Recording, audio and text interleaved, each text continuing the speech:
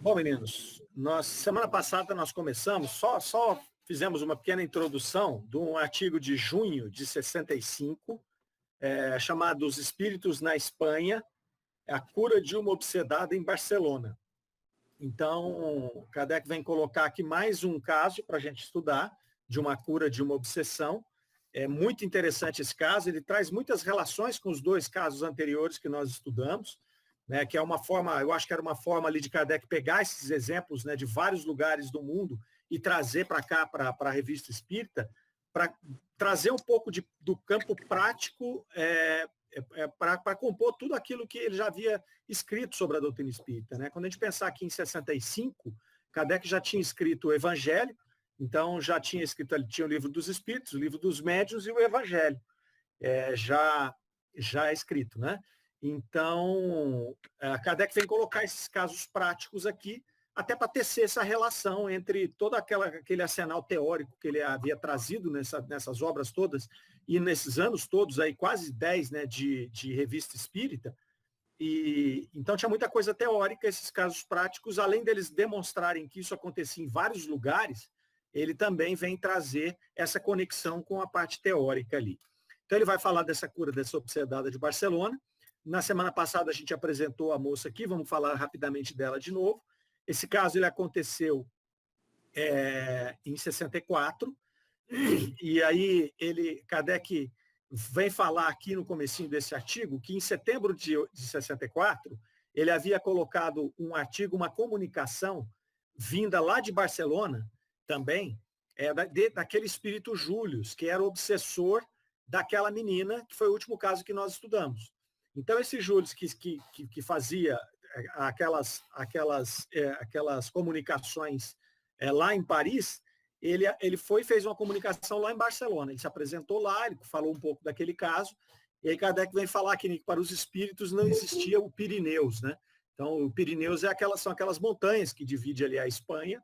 Então, ele fala, para os espíritos não interessam essas montanhas, né? Os espíritos vão se manifestar lá e cá. E aí ele coloca aqui a história dessa mulher, que ela era uma moça que fazia muito tempo, fazia 15 anos que ela vinha passando por esse processo de obsessão. Tinha uma curiosidade aqui interessante, que essa mulher ela teve gravidez ao longo desses 15 anos, e durante o período de gravidez, a obsessão ela cessava. Então, esse é um ponto interessante.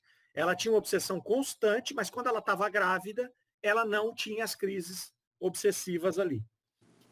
Ele relata aqui a respeito de uma pregação de um padre lá de Barcelona, que falou, né, a respeito de como para ele era ridícula a doutrina espírita, porque como você podia imaginar um ente querido seu reencarnando em um porco, em um boi, em um cavalo, né? Quer dizer, ele não tinha conhecimento nenhum da doutrina espírita, porque ele imaginava ser possível esse tipo de retrogradação. Então, Kardec vai costurando aqui. Essa moça que chamava Rosa, essa que nós vamos estudar o caso dela, e aí eles fazem, então, a descrição dela e começam a fazer o tratamento lá em Barcelona. O grupo de pessoas que trabalhavam ali em Barcelona, eles já vão se reunir e para poder atender essa pessoa, né? E eu acho que eu misturei as folhas aqui, gente, só um minutinho. Vai rolando aqui, eu já acho que eu misturei. Não, misturei não. Então, o que acontece com ela? Ela tinha essas crises obsessivas, elas eram muito violentas, elas paravam durante a gravidez, e aí eles começaram a fazer os trabalhos com ela. Nesse relato que eles fazem aqui, já fazia 9 meses que eles vinham trabalhando com ela ali.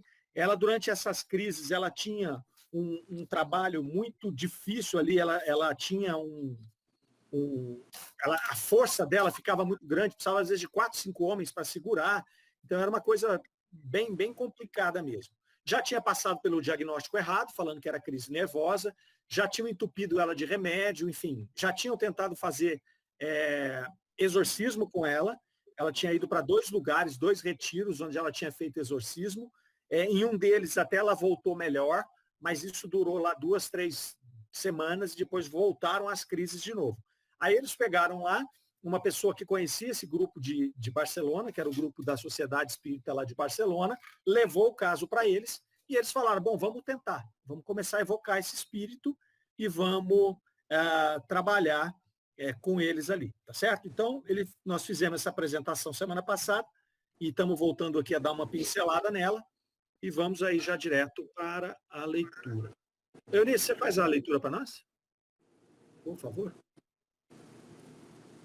Faço. Deixa eu só compartilhar aqui, que sumiu o compartilhamento.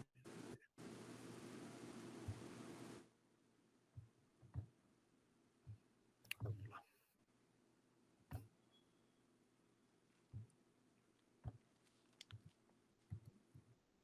Estão vendo aí? Uhum. Deixa eu só ver aqui. Nós paramos, só um minutinho, deixa eu achar aqui que nós paramos aqui.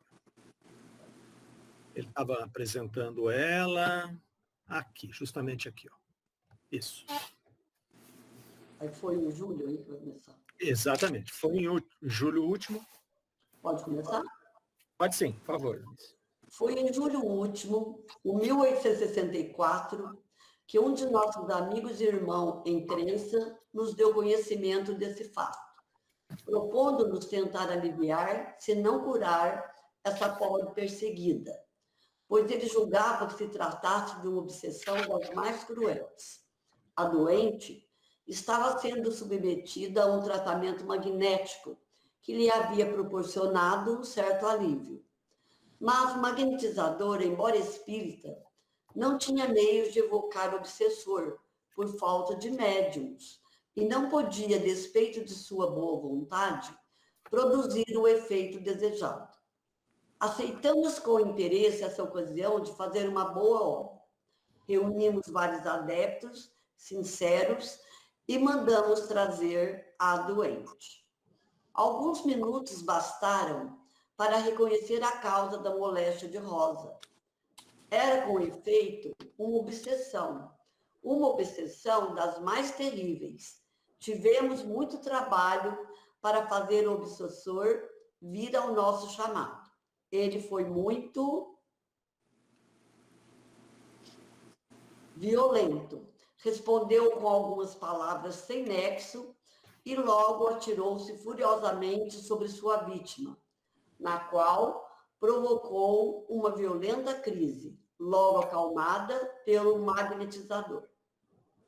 Na segunda sessão, poucos dias depois, pudemos reter por mais tempo o espírito obsessor, que, entretanto, se mostrou constantemente rebelde e cruel para com a sua vítima. A terceira evocação foi mais feliz. O obsessor conversou familiarmente conosco. Fizemo-lo compreender todo o mal que ele fazia perseguindo essa infeliz mulher. Mas ele não queria confessar seus erros e dizia que a obrigava a pagar uma velha dívida. Na quarta evocação, ele orou conosco e se lamentou por ter sido trazido a nós contra sua vontade. Ele queria muito vir, mas por sua própria vontade. Foi o que fez na sessão seguinte. Pouco a pouco, a cada nova evocação, conseguimos fazer ascendente sobre ele e acabamos por fazê-lo renunciar ao mal que desde a quarta sessão vinha sempre diminuindo. E tivemos a satisfação de ver cessarem as crises na nona sessão. A cada vez, uma magnetização de 12 a 15 minutos acalmava totalmente Rose e a deixava perfeitamente tranquila. Muito bem, vamos dar uma paradinha aqui. Aqui tem alguns pontos interessantes aqui. Que é bastante parecido com o caso anterior, né? O processo todo que foi feito ali. Então, eles colocam ali que o magnetizador, lembra da Fredegunda, que tinha um magnetizador e que piorava o caso dela? Não era o caso aqui. E o magnetizador que atendeu essa moça aqui, que inclusive foi quem levou o caso para essa sociedade lá espírita, ele era espírita também, mas ele não tinha médiuns à disposição. Então, a gente tem que lembrar que o movimento espírita começa em Paris ali, então começa a surgir médiuns mais ali. Depois ele foi surgindo nos outros lugares, mas não tinha um volume de médiuns ainda para poder conduzir os casos. Então tinha pouca gente ali. Então ele já suspeitava que era um caso de obsessão, mas ele não tinha médium para fazer a evocação. Então ele fez o quê? Ele levou o caso para o pessoal lá, que se reuniu com alguns adeptos para poder fazer esse trabalho. Então nós vimos aqui também uma sequência muito parecida com o trabalho lá da Fredegunda e com o trabalho do Júlio, né, que é, nas primeiras vezes que o espírito se apresentava, que eles evocavam o espírito, ele não fazia conexão. Ele não conseguia, eles não conseguiam entabular uma conversa com ele. Então, a primeira vez, principalmente, como eles relatam aqui, ele chega muito violento, ele fala poucas palavras, piora a crise da Rose, né, e aí ele vai embora. E aí ele começa, faz a segunda, e aí ele começa a, provavelmente, a se afinizar com aquelas pessoas, e também é óbvio que a gente tem que entender dentro desse processo que existe uma parte dele que ocorre no plano espiritual, que a gente não vê. Né? Não é que o espírito vem a terceira vez e passa a gostar da gente, do grupo. É que ele vem a primeira vez, refratário, né? Então ele tem aquele choque anímico, aí depois eu queria até ouvi-los, aí vocês podem me corrigir à vontade, tem aquele choque anímico e o processo continua no plano espiritual. Né? Então, os espíritos ali superiores vão trabalhando esse espírito. A segunda vez, ele já vem um pouco mais modificado, até que ele vai pegando confiança no grupo. Né? Então, eles fizeram aqui, vejam que eles falaram que fizeram 9 sessões até que a moça melhorasse. Porque as primeiras, elas são muito para esse objetivo mesmo, né? De trazer o espírito, de aclimatar o espírito ali. Tanto é que ele vai falar ali na terceira, né, na terceira não, na segunda, né, a evocação, na quarta evocação, ó, ele vai falar lá que ele estava ainda se lamentando por ter sido trazido à força. Ele já queria ter vindo por ele mesmo. Então veja que as 4 primeiras evocações, ele foi trazido à força. Ele não foi uma opção. Né? Não evocou ele chegou e falou, quem está me chamando? Não. Né? A espiritualidade que estava cuidando do caso deve ir lá pegar o sujeito, né? E pumba, traz ele para cá. É coercitivo o processo. A gente tem, às vezes, a gente fica no nosso imaginário que é tudo muito liberal, muito democrático, né? Não é. O plano espiritual ele tem as suas regras, a sua hierarquia, né? E nesses casos aqui, tanto nesse quanto do Júlio, lembra que o Júlio falava também que ele era trazido à força? Eu sou obrigado a vir, eles me obrigam a vir, né? Então, de que forma obrigam, a gente não sabe. A gente sabe que os espíritos superiores têm uma hierarquia e tem uma dominância muito forte dos espíritos sobre os espíritos inferiores através da autoridade moral, né?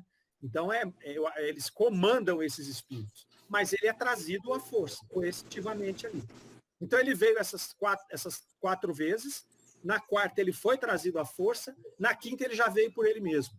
Então, quer dizer, ele já foi se modificando ao longo desse processo que foi acontecendo ali. Né? Aí, na 9ª sessão, as crises começaram a cessar. As crises diminuíram ali. Certo? Comentários? Importante aqui a gente pensar na perseverança, né? Então, vejam, foram 4 reuniões, provavelmente a primeira não virou nada, a segunda não virou nada, a terceira eles começaram a conversar com o espírito, na quarta ele já começou a demonstrar algum entendimento do caso, né? Mas eles ficaram ali, né, nessa perseverança o tempo todo para poder dar prosseguimento no trabalho. Ok? Algum comentário? A gente segue. Vamos seguir.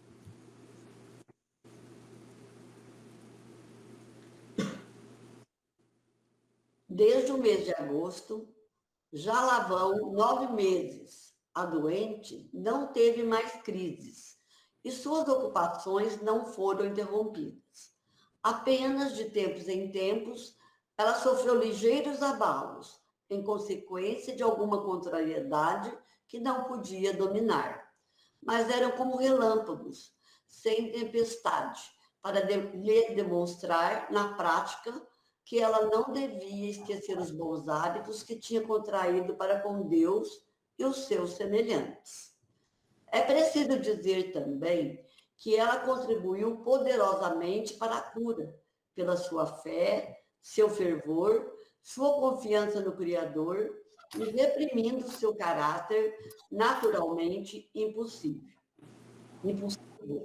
Tudo isso contribuiu para que o obsessor adquirisse força sobre si mesmo, pois ele não a tinha bastante para se empenhar resolutamente no bom perdão, no bom caminho.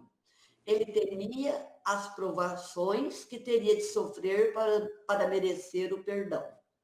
Mas, graças a Deus, e com o poderoso auxílio dos bons guias, hoje ele está no bom caminho e faz tudo o que pode para ser perdoado.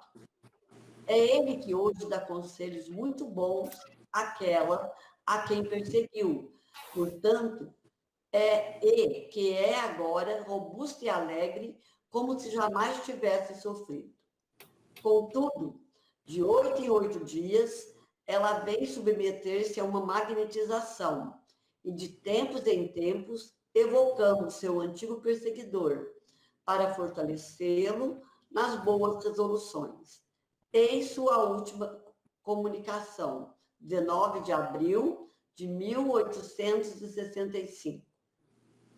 Vamos parar um pouquinho para falar sobre esse trecho aí, que ele é muito interessante. É um trecho pequeno, mas ele traz muita informação aí. A primeira informação que traz é que fazem 9 meses, né? São 9 meses de trabalho ali, que eles, desde que eles começaram até aquele momento em que eles escreveram essa carta aqui, essa última. Ela não teve mais crise, então durante esses 9 meses aí eles conseguiram contornar o caso. Mas é interessante aqui que ele vai falar que ela tinha algumas crises ainda, que eles fala que crises relâmpagos, né? Que na prática serviam para que ela não se esquecesse que ela tinha que tinha que preservar os bons hábitos que ela tinha adquirido. Então vejam que interessante, né? Vamos pensar no que nós vimos nos outros estudos que nós fizemos dos outros casos. O que acontecia lá? Nós vimos no último caso que a menina ficou muito impregnada pelos fluidos do espírito, do Júlio, né, naquele processo obsessivo, e que ela levou um tempo para poder melhorar, inclusive fisicamente, porque ao desorganizar o perispírito dela, desorganizava o corpo físico também. No caso dessa moça aqui da Rose, aconteceu a mesma coisa. Ela vem de um processo muito longo, de muitos anos de obsessão. Quando ela consegue se ver livre dessa obsessão, ela tem essa questão física e perispiritual para ela se reequilibrar. Eu não tenho mais obsessor, mas eu estou abalado, então eu preciso me reequilibrar. E aqui eles ainda falam da outra situação dela. Além dela precisar se reequilibrar, ela precisa manter os bons hábitos, né, que ela adquiriu ao longo do processo. E é interessante porque eles vão dizer aqui que ela tinha contribuído, olha, é preciso dizer que ela contribuiu poderosamente para a cura, através de sua fé, do seu fervor, né, e dela acreditar em Deus. Então ela não conhecia o processo, ela não sabia que ela estava obsediada, ela não conhecia a doutrina espírita, ela não sabia que isso podia ser possível ou não, mas ela acreditava em Deus. Então, quando começa o processo ali de desobsessão dela, ela contribui com esse processo porque ela já tinha esses germes de crença, de fé dentro dela. Mas ela não tinha ainda esses bons hábitos enraizados nela. Por isso que, de vez em quando, ela oscilava. Então, é interessante aqui que eles vão colocar essa necessidade da participação do obsediado no processo e da questão do orar e vigiar. Não adianta só o obsessor ir lá e você tirar o obsessor. Né? Se você só tira o obsessor e a pessoa continua no mesmo padrão vibratório que ela tem, ela vai adquirir outro obsessor. Aquele fica bom e aí ela vai adquirir outro. Então, esse papel do obsediado é muito importante. Às vezes você recebe uma pessoa totalmente refratária no centro, ele pede ajuda, a gente ajuda e fala, não adiantou nada. Às vezes a gente sabe que adiantou, porque às vezes aquele espírito original, o obsessor que chegou, ele foi conduzido. Ele se desgarrou daquele processo, mas a pessoa consegue outro, ela arruma outro obsessor. Isso nós vimos também nas semanas anteriores, que normalmente eles andam em bandos, os obsessores. Lembra que eles andavam em grupos? Eles eram um grupo, né, de pessoas ali, de espíritos desajustados, e que inclusive se irritavam com o Júlio, que era o espírito obsessor naquela oportunidade, porque eles não queriam que ele mudasse de vida. Então ele conseguiu fazer isso, mas nesse caso aqui, pode ser a mesma coisa. Se essa moça sai e ela continua no padrão vibratório que ela tinha originalmente, esse espírito obsessor sai e ela pega outro. E é interessante aqui que ele vai dizer que o próprio espírito obsessor, naquele momento, já dava conselho para ela. Olha que interessante, né? O espírito obsessor, eles conseguiram, né, ali instruído, né? Ele foi instruído, ele entendeu que ele estava doente também, ele entendeu os erros dele, ele se modifica e ele passa a ajudar essa moça que estava num momento muito frágil ali, né, como um agente. Aí eles falam que ela tinha que dominar o caráter impulsivo, naturalmente impulsivo que ela tinha. Mas é todo um processo. Se a pessoa não se predispuser a se ajudar, ela vai ter essa sensação de que não adiantou nada o tratamento. Ah, não adiantou nada, mas adiantou sim. Você tirou, você trocou de obsessor. Que ela não consegue saber quem era o obsessor. Então ela tinha que cuidar desse caráter aqui. E aí eles vão falar, ou trazer outra informação importante aqui, que né, graças a Deus que ouviu as preces deles e permitiu que aquilo acontecesse, aquele processo de cura, e com o poderoso auxílio dos bons guias. Então aqui eles vão dar de novo uma dica para nós de que esse processo teve muito do auxílio dos bons guias como agentes no plano espiritual. Né? Então daí a responsabilidade que se tem um grupo mediúnico, né? Porque, na verdade, o que a gente está fazendo ali no processo do trabalho mediúnico é uma parte, é uma pequena engrenagem, uma pequena peça de uma grande engrenagem, né? Onde nós temos Deus acima de tudo ali, permitindo que essas coisas aconteçam, os espíritos superiores que estão coordenando o processo e, com certeza, uma legião de espíritos que estão operando ali, que estão trabalhando. Desde aquele que vai trazer o espírito obsessor, que vai lá buscar o espírito obsessor e trazer de alguma maneira, né, que a gente aqui não se detalha de que forma faz isso, até aquele que vai trabalhar, como aquela pequena Cárita do caso anterior que nós vimos, que era um espírito mais evoluído, trabalhou naquele caso o Júlio. Né? Ela exerceu uma influência muito grande sobre o Júlio ali. E outro ponto interessante que me chamou a atenção aqui foi a questão deles fazerem uma manutenção no tratamento dela.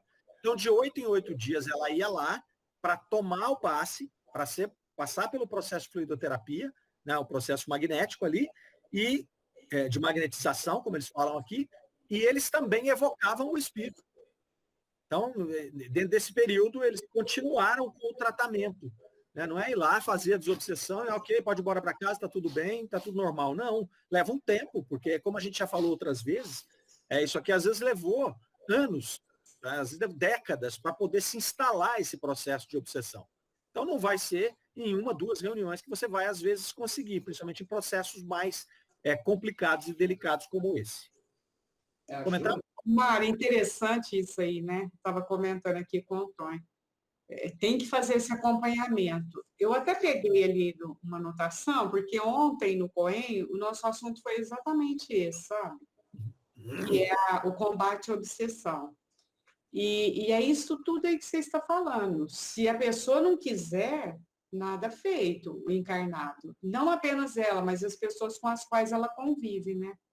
Uhum. Se você me permitir, eu vou ler uma frase do Bezerra de Menezes, é curtinha. Olha como ele define bem, isso me chamou muita atenção. A obsessão, ela se caracteriza por 2 forças simpáticas, eu até sublinhei os simpáticas, que se chocam e se conjugam numa permuta de afinidades. Porque quase sempre a gente faz uma dicotomia, né? Uma oposição obsessor versus obsediado. Só que só existe esse conluio aí porque os dois são simpáticos, de uma maneira ou de outra, né? E tratar o obsessor com mais respeito. Ele não é um perverso. Alguma encrenca ali ele tem, né? Com obsediado. Quer dizer, às vezes o outro que começou com... É só isso, porque justamente nós estudamos isso ontem e está coincidindo, eu queria dividir com vocês. Ô Marlene, perfeita essa sua colocação aí, essa frase vem bem a calhar que a gente está estudando aqui. E quando você falou dessa dicotomia, da gente sempre colocar aí como 2 opostos, a gente também tem a tendência de imaginar o obsediado como o bonzinho da história.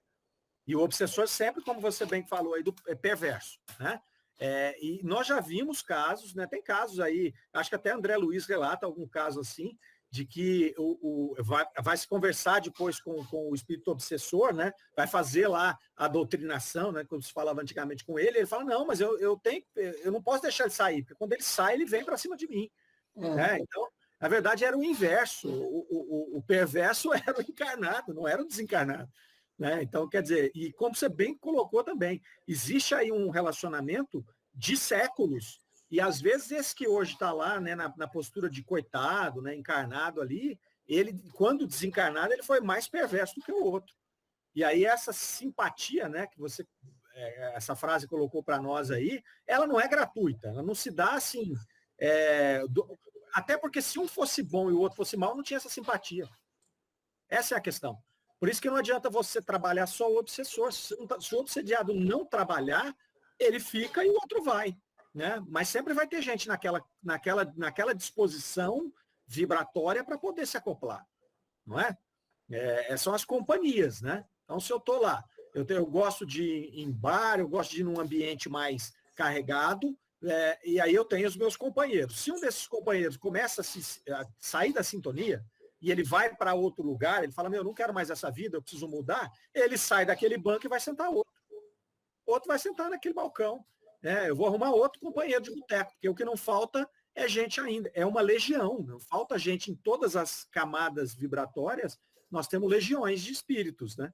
E que estão ali sedentos para poder se conectar com os encarnados, né? Espíritos que não sabem nem que morreram, espíritos que ainda precisam dessas sensações de baixo, né, de baixo padrão vibratório. Então, é muito interessante essa colocação aí, né? Essa frase do Bezerra de Menezes, porque é simpatia. Não dá para falar que a culpa é do outro, né? É o que eles colocam para a Rose aqui. Ela precisa de dominar ali o seu caráter impulsivo, né? As suas más inclinações. E não adianta nada fazer todo esse trabalho. Do ponto de vista dela, vai ser perdido, né? Ô, Mário, e aí a gente até lembra dos ensinamentos de Jesus, porque quando ele curava, ele falava, vá e não peques mais. E aí muitos caíam no erro novamente e voltava tudo. Aí é igualzinho, ela foi curada, mas ela tem que continuar firme, além de estudar, conservar os bons hábitos, olha só, e mudar o seu comportamento. Então, isso aí é uma coisa que vem já desde os ensinamentos de Jesus mesmo, né? Aí nós deturpamos, né, Eunice? Porque a gente deturpa essa passagem, porque aí a gente, com aquela história de culpa, né, castigo, culpa, perdão, a gente imagina a questão da salvação pela graça, né? Ele me perdoou. Jesus não perdoou ninguém, porque ele não condenava. Né?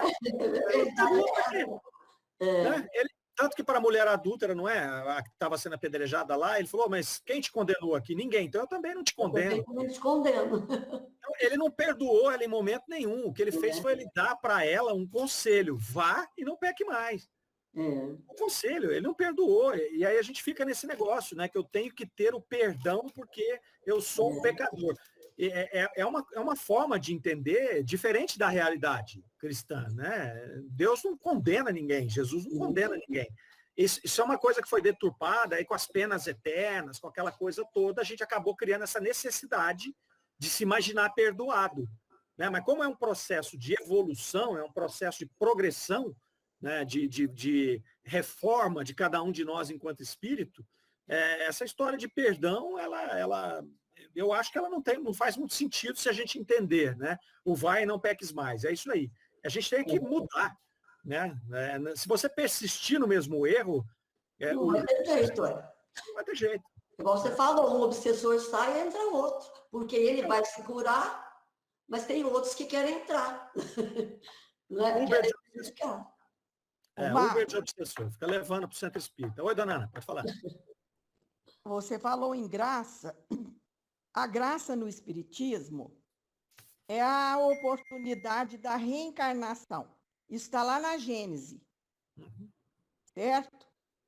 Então, é essa oportunidade, né, que Deus nos dá de reencarnarmos e nos corrigirmos daquilo que for necessário. Perfeitamente. Lá na Gênese, Kardec deixa isso bem claro. Eu acho que é isso aí mesmo, né? Fica bem claro para nós, né? A graça tá nisso, justamente, né? Nesse processo de que a qualquer momento nós podemos mudar o nosso caminho, né? Que a graça é maior do que essa, mas uma coisa a única colocação que eu faço aqui é porque muitas vezes a gente fica esperando essa graça vir de fora, e ela não vai vir de fora. Ninguém vai nos mudar, não é? É um processo interno, é um processo de cada um. Né? Então, a Marlene e o Tonho estavam brincando ali agora mesmo, que o Tonho não larga a Marlene, tá, na pandemia está vigiando ela 24 horas. Né? Eles estão seguindo junto. Agora, se em algum momento da jornada um dos dois resolver ficar marcando o passo e o outro resolver ir andando, eles não vão ficar amarrados os dois uns nos outros, por conta dessa sintonia, dessa simpatia. Né? Se um momento, um cara, eu estou falando da Marlene, desculpa, Marlene, usar você como exemplo aqui, mas assim, qualquer casal, né? E isso aí tem outro problema que a gente às vezes vê dessa história das almas gêmeas, que isso é uma tremenda de uma bobagem, uma má interpretação. Aí as pessoas acusam a Emmanuel de ter falado isso lá no Consolador. É uma má interpretação do que está escrito lá, não necessariamente ele acredita nisso. Existem espíritos que caminham juntos, mas não foram criados juntos para caminhar juntos eternamente. Isso não foi nem isso que ele falou. Né? As pessoas deturpam muitas vezes as coisas. Né? Mas essa graça, voltando na graça aqui, ela traz essa responsabilidade, né, dona Ana, de sermos nós, através da nossa mudança em qualquer momento dessa existência. Agora, se não for nessa, nós temos a graça de ter outra para tentar. E outra, e outra, e outra, até o dia que nós vamos emendar. Né? Porque isso não é uma opção nossa. Né? Quando a gente fala do livre-arbítrio, eu tenho livre-arbítrio. Nós temos livre-arbítrio para não evoluir. Exatamente. Nós não temos. Nós temos livre-arbítrio para demorar, mas nós não temos livre-arbítrio para nunca não evoluir. Né? A gente pode demorar. Posso demorar milênios. Posso ficar milênios aqui sem evoluir. Mas um dia, pela dor, pelo amor, pela compreensão, nós vamos ter que andar. Né? É isso mesmo. O anjo de guarda quer falar, Marco. Vamos lá, Tony. Agora, eu fiquei esperando aqui dar uma brecha e acabou ficando longe. Não, mas vai lá. Mas é aquela referência que você fez, lá de André Luiz, que ele mostra que o dito obsessor fala que o encarnado ele sai do corpo e vai perturbar ele, né? Sim, sim. É a tal da obsessão de encarnado para desencarnado. Isso aí eu já vivenciei muito em doutrinações, o espírito falar isso. Ele sai do corpo e vem atrás de mim. Percebe? Nos domínios da mediunidade, do André Luiz, que tem casos assim, que conta o caso. Um dos livros, porque outros contos também, né? Eu não lembro, assim, porque eu li André Luiz uma vez só, a série inteira, e faz muitos anos já, né? Então eu não sei qual mas eu lembro dessa história, né? E ela é muito interessante porque ela vem ilustrar exatamente o que a gente está falando. Porque a gente sempre pega isso e põe um coitadinho, né? E o outro, sendo que, na verdade, não tem um que é culpado e outro que é a vítima. Na verdade, os dois precisam evoluir. É isso que acho que o trabalho, né, nosso tem que ser sempre nisso. Assim como nós precisamos evoluir, né? Cada um de nós que olhar para si vai achar um monte de coisa que precisa evoluir, assim como os outros. Nesse momento, especificamente, num processo de desobsessão, nós estamos na condição de auxiliar essas pessoas. Mas, via de regra, a gente está precisando de auxílio também. Né? Então, acho que se a gente entender, nós não estamos aqui à toa. Né? Eu, pelo menos, não acho que eu estou aqui em missão, não sei nenhum de vocês. Eu não estou aqui em missão, eu estou aqui no processo, né? Igual todo mundo, por conta dessa sintonia, espírito da terceira ordem, muito para evoluir, né? E tá louco, cheio de coisa para corrigir. Então, todo mundo está mais ou menos na mesma sintonia, inclusive os obsessores que estão aqui, a gente está tratando. Tanto é que esses obsessores aqui, apresentados, eles conseguem a compreensão do seu caso e conseguem se modificar, não é? Nesses casos todos que a gente está estudando aqui. Então, se eles fossem espíritos perversos, espíritos endurecidos de uma tal forma que não tem nenhum tipo de condição de evolução, eles não tinham se modificado aqui. E dos últimos 4 casos que nós estudamos, os 4 eram ferrenhos obsessores e os 4 tiveram a condição de mudar de caminho, né? Certo? Tranquilo? Mais alguém quer comentar alguma coisa? Senão vamos seguindo. Vamos lá. Deixa eu subir aqui. Se quiser, só abre o microfone, viu, gente? Agora nós vamos na comunicação, ó, da última comunicação do Espírito aqui, do dia 19 de abril de 1865. 9 meses depois que começou o processo. Parece ter uma frase antes, né? Eis-me aqui, não tem? Aí antes, Mário. Oi? Você mostrou um pedacinho, Oi? eis-me aqui, não tem? Não. Não tem uma frase antes desse sem vó? Ah, Aqui, tem sim, ó. desculpa, tá aí. Ó. É porque eu vi você passando rapidinho. Então, eis-me aqui. Venho agradecer. É aí mesmo. Eis-me aqui. Não é? Eis-me aqui. Venho agradecer-vos a boa perseverança para comigo. Agora que vai para lá. Agora levanta um pouquinho, fazendo um favor. Tá, deixa eu subir. Aí, Isso. tá bom. Beleza. Sem vós, sem esses bons e benévolos espíritos que estão presentes, eu jamais teria conhecido a felicidade que sinto agora. Ainda me arrastaria no mal, na miséria. Oh, sim, miséria, porque não se pode ser infeliz do que eu era, sempre fazer o mal e sempre desejar fazê-lo. Ah, quantas vezes eu vos disse que não sofria? Só agora eu vejo quanto sofria. Neste instante mesmo, ainda sofro as consequências desses sofrimentos, mas não como outrora. Hoje é o arrependimento e não a incessante necessidade de fazer o mal. Oh, não, que o Deus de bondade dele me preserve e que eu seja fortalecido para não mais recair na desgraça. Oh, não mais essas torturas, não mais esses males causticantes que não deixam a alma nenhum momento de repouso. Isso é que é o inferno, e ele está com aquele que faz o mal como eu fazia. Fiz o mal por ressentimento, por vingança, por ambição. O que me restou disto? Ai, repelido pelos bons espíritos, não podia compreendê-los quando se aproximavam de mim e escutava suas vozes, porque não me era permitido vê-los. Não. Hoje, Deus me permitiu, e é por isto que sinto um bem-estar que jamais experimentei, porque mesmo que eu sofra muito, entrevejo o futuro e suporto meus sofrimentos com paciência e resignação, pedindo perdão a Deus e assistência dos bons espíritos para aquela a quem persegui por tanto tempo, que ela me perdoe. Dia virá, talvez breve, em que lhe poderei ser útil. Sobe, Mário. Termino agradecendo-vos e vos pedindo que persistai em vossas preces por mim e na boa amizade que me testemunhastes e me perdoes o trabalho que vos dei. Oh, obrigado, obrigado. Não podeis saber quanto meu espírito é reconhecido pelo bem que me fizestes. Rogai a Deus para que ele me perdoe e aos bons espíritos para que estejam comigo a fim de me ajudarem a me fortalecerem. Adeus.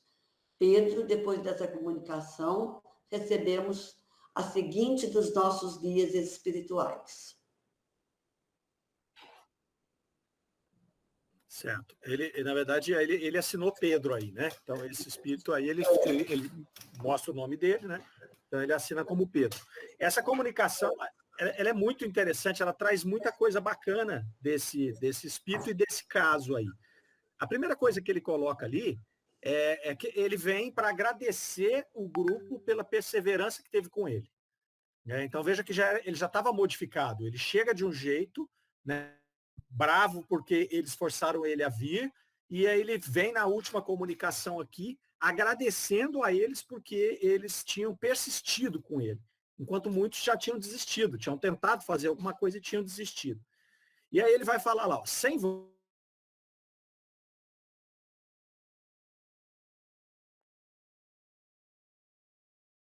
aquele grupo de encarnados e sem os desencarnados que participaram do processo, ele não teria conhecido a felicidade. Então, olha que interessante. E ele vai afirmar aqui que houve todo um trabalho também na espiritualidade junto dele, né? Que somou ali com aquelas pessoas. Então, são essas forças que são necessárias, né? A questão anímica, a questão espiritual, a questão do entendimento, né? Tudo isso é um conjunto que vai formatando esse processo de desobsessão, muito mais complexo do que a gente imagina numa primeira olhada. Aí ele vai falar ali, ó, porque não se pode ser mais infeliz do que eu era. Então, ele era infeliz e ele não sabia disso, ele não tinha o reconhecimento que ele era infeliz. E quando é que ele reconhece que ele é infeliz? Quando ele começa a perceber no espírito evoluído a felicidade desse espírito. Esse caso aqui é exatamente igual ao que aconteceu com aquele espírito que se apresentou como pequena Cárita, né, para o Júlio. Vocês lembram que o Júlio começou a modificar quando ele começou a perceber a felicidade dos bons espíritos? E ele falava, a paz que aquele anjo, ele se referia a ela como um anjo, a paz que aquele anjo apresenta, eu não tenho. Então, esse espírito aqui, dentro daquela raiva, daquele ódio, daquela, né, talvez, ainda aqueles instintos materiais que ele trazia, ele sequer tinha condição de saber que ele era infeliz. Olha que coisa interessante. Então, é por isso que a gente falou agora há pouco, né? Às vezes você vai querer comparar pessoas, às vezes a pessoa nem sabe que ela é infeliz, ela não sabe que ela pode ser mais feliz. E aqui ele está agradecendo porque esses espíritos fizeram com que ele reconhecesse que ele podia ser mais feliz. Então, através do exemplo, né, que a pessoa vai olhar e vai dizer, de como que ele traz essa calma, essa felicidade, né, essa segurança, como que ele consegue fazer isso? Então, é muito bacana. Aí ele vai falar aqui das consequências, ele fala, ainda sofro as consequências desses sofrimentos anteriores e dos atos que ele fez. Por quê? Porque não tem essa história do, perdão, amanhã eu estou bom. Não tem. O que tem aqui é o reconhecimento de que eu estou errado. O reconhecimento de que eu estou errado não me faz menos errado. O que vai me fazer menos errado é a minha mudança de atitude. É isso que esse espírito vai mostrar aqui. Por isso que ele ainda sofre as consequências, porque não é uma varinha mágica. Esse é o problema dessa história do perdão, da graça, porque a gente imagina que eu posso ficar fazendo lambança a vida inteira e no final eu peço perdão, Deus me perdoe, está tudo bem, eu vou para o céu. Né? Nós espíritas não temos esse entendimento de jeito nenhum. Né? Se eu chegar a pedir perdão, eu estou pedindo perdão porque eu me realizei que eu estou errado, mas ok, pediu perdão, pediu, agora vai corrigir. Né? Agora vá se reconstruir. E é por isso que ele vai falar aqui que ele sofre ainda as consequências do mal que ele fez e de tudo que ele causou a essa pessoa. E a ele mesmo, né? Estranho seria se ele não sofresse. Se ele falar, agora eu tenho a felicidade dos bons. Não seria muito estranho? Cara, o cara vai fazendo mal, né? Ele vai se preenchendo de mal, porque não tem jeito de eu jogar lama em alguém sem sujar minha mão. Então eu vou me sujando, vou me preenchendo. Aí um belo dia, vem o espírito superior e pumba, resolveu, amanhã eu tenho a felicidade do espírito superior. Como que ele pode ter a felicidade do espírito superior? Só atingindo o grau evolutivo daquele espírito, não é? Então é impossível que ele tenha esta felicidade amanhã cedo. O que ele vai ter é o reconhecimento da trajetória que ele tem que fazer. Eu estou indo por esse caminho me traz infelicidade. Esse caminho aqui agora, eu vejo a felicidade, mas eu não alcanço ele amanhã. Eu tenho que trabalhar para chegar nessa felicidade. Vocês concordam com esse raciocínio? Não, eu acho assim, que foi tão assim também, que ele tomou consciência, né, Mário? E olha, ele falava que não sabia que ele sofria. Porque das primeiras comunicações, quando perguntaram, ele falou, eu não sofro. E depois, agora que ele percebia como que ele sofria, porque até hoje ele estava sofrendo, né? E ele ainda toma consciência assim, eu preciso da ajuda ainda de vocês. Ele aprendeu até a humildade. Olha que é muito bonito esse caso aí, né? Assim, a construção, como ele foi construindo as suas aquisições, né? Perfeitamente. É muito, muito interessante, né? Esse processo desse espírito que ele, sem saber, ele foi se abrindo, né? Ele foi meio que fazendo uma catarse ali e foi passando essas informações que são tão preciosas quando a gente consegue fazer o estudo assim, de olhar para isso, né, com calma. E aí tem mais aqui ainda. Ele vai falar lá, ó, fiz o mal por ressentimento, por vingança, por ambição. O que me restou disso? E aí vem uma coisa interessante. Ele fala assim, repelido pelos bons espíritos, eu não podia compreendê-los. Ora, que hora que ele foi repelido pelos bons espíritos? Quando ele não se aceitava, né? Mas que hora da nossa história ele foi repelido? Vamos ver se vocês dão um chute aí. Lembra da história dela, das obsessões? Que hora que ele era repelido? Ai, nossa, eu tô vendo. Quando A ela Selma já... estava grávida. Né? Exatamente. Ela ficava grávida, porque daí ela ficava no processo de gravidez, recebendo outro espírito, aí era a hora que eles se afastavam.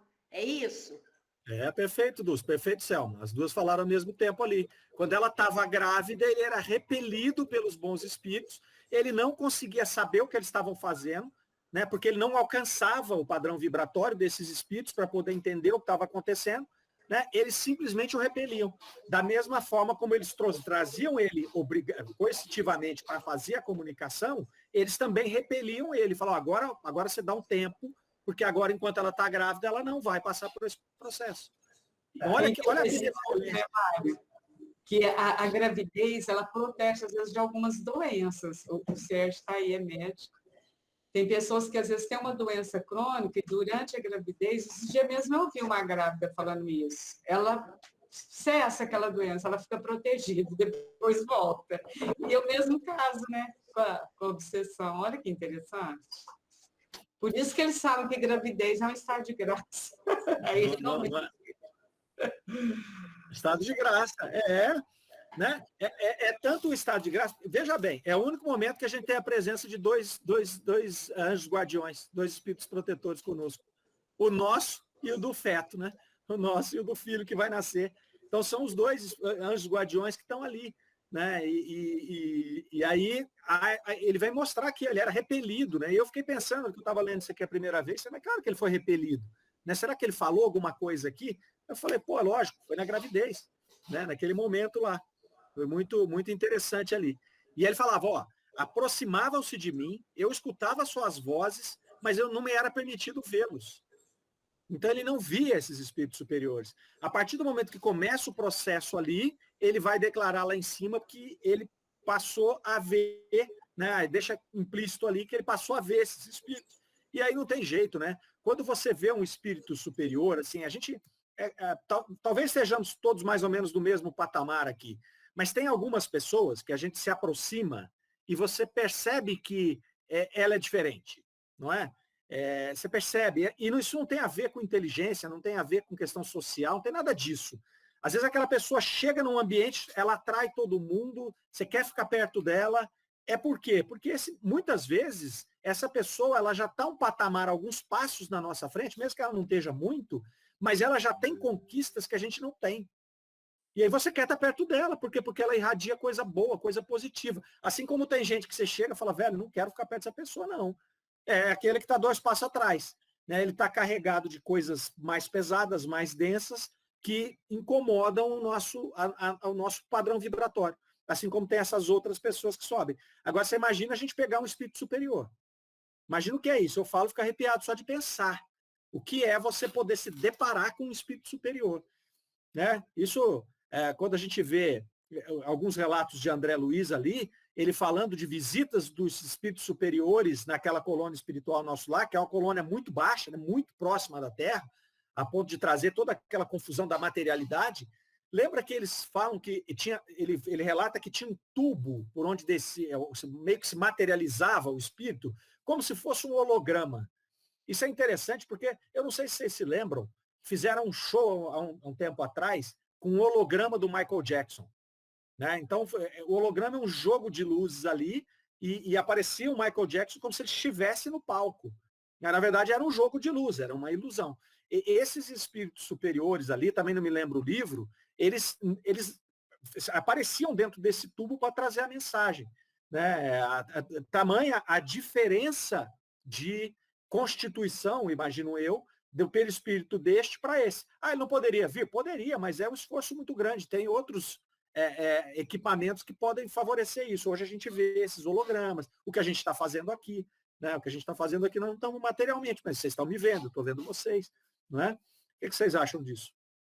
Estou certo, Marlene? Falei alguma bobagem aqui, pode me corrigir, viu? Tá certo. Eu não me aventuro para esses lados aí de André Luiz, aí você me corrige, porque eu não sei. Não, mas nem eu.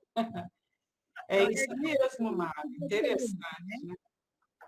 Eurípides Bolsonaro, ele materializava, né? Ia fazer parto, ia curar os outros, né? E ninguém via, mas a pessoa que estava sendo auxiliada via, né? É assim, né? Maravilhoso. É isso aí, dona Nora.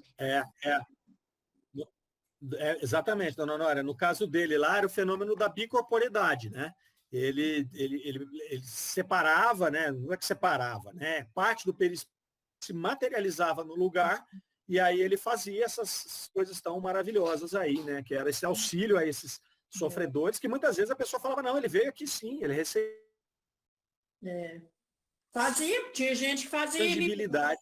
Ele tinha ido fazer serviço, né? E os maridos, não, vamos lá em casa. Chegava lá, a mulher falava, Eurípides já teve aqui, já fez meu parto. Coisa mais linda, né? E ele estava dando aula.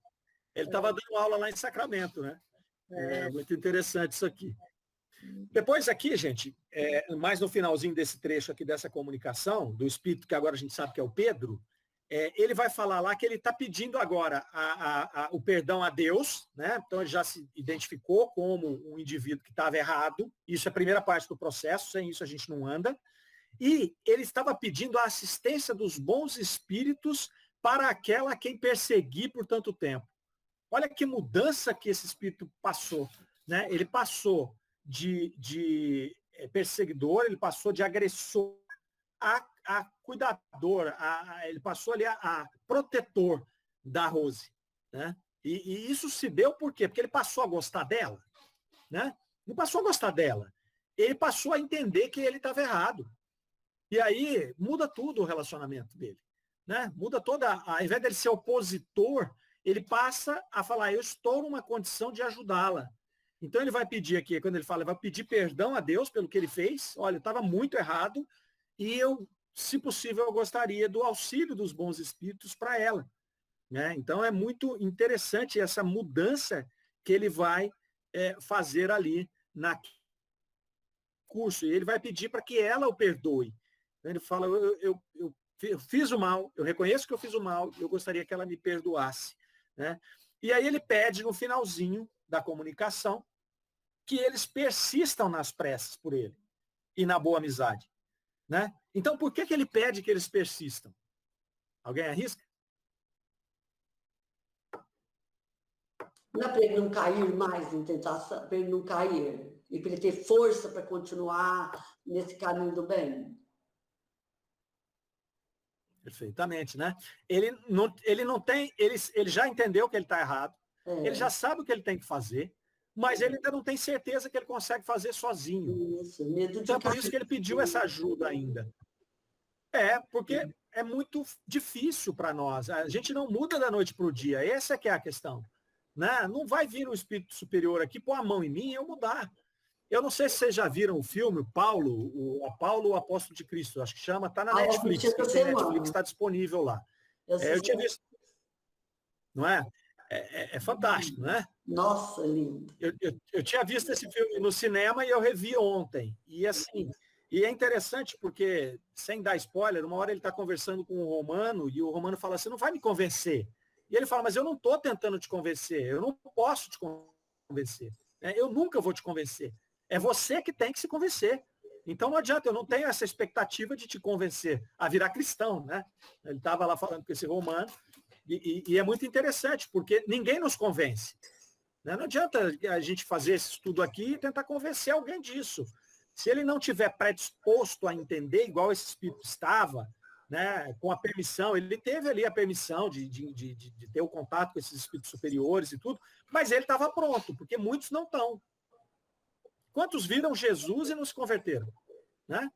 Quantos viram Jesus? Não estou nem falando de ouviram de Jesus, viram Jesus. Quantos viveram com ele? Quantos ouviram seus ensinamentos, viram os milagres, viram as coisas acontecerem que não se converteram? A grande maioria, né? Foi uma meia dúzia que se converteu, que estava preparada para aquela conversão ali. Então é muito interessante essa mudança desse espírito, esse processo, ele pedir para que persistissem falando com ele, porque ele não tinha certeza de que ele conseguiria seguir nesse caminho, não é? E aí depois ele termina essa comunicação aqui falando, né? Agradecendo a eles e dizendo que o espírito dele é muito reconhecido pelo que eles fizeram para ele. Né? E o que eles fizeram para ele? Eles o iluminaram. Né? Eles fizeram com que ele percebesse que o caminho que ele estava trilhando era um caminho de infelicidade. E eles mostraram o caminho da felicidade para ele. Então é muito bacana, porque ele tem um reconhecimento por esse bem que ele recebeu ali. Eu achei muito, muito lindo esse caso aqui. E aí a gente já vai encerrar essa comunicação de hoje. Podem falar, se alguém tiver algum comentário aí, pode falar. Ô, Mário, eu posso Pois não, dona. voltar lá no professor Eurípides e contar rapidinho um caso que o doutor nos contava? Por favor. Sobre essa questão Por favor, pode falar. Da bicorporeidade. O doutor nos contava o seguinte. Pode falar, dona Ana, por favor, pode falar. Certa feita, o professor Eurípides, quando ele entrava assim em transe, o doutor contava para nós, que ele tremelicava os olhos reviravam, ele se debruçava na mesa, os alunos ficavam assim sobre o braço, os alunos ficavam quietinhos, o cachorrinho que sempre estava ali presente, ficava quietinho embaixo da mesa. E certa feita aconteceu isso, e o doutor disse para eles, olha, era a Primeira Guerra, final da Primeira Guerra Mundial, e ele disse assim, acabei de assistir a assinatura do Tratado de Versalhes. O Tratado de Versalhes foi aquele tratado que, após a Primeira Guerra Mundial, dividiu a Europa entre os ganhadores, os vencedores da guerra. Né? Uhum. Então, ele nos contava isso. Ele entrava em transe, mas ele se debruçava sobre a mesa. Ele não continuava dando a aula. Certo, entendi. Certo? É verdade, eu já tinha ouvido essa história assim, dona Ana, é verdade. Ele entrava num processo de letargia, né? E os meninos já sabiam, né? Os meninos... Tá legal, Tati. Os meninos já sabiam, né, que ele tinha esse processo aí, eles ficavam ali em atitude respeitosa, esperando voltar, né? Realmente tem esse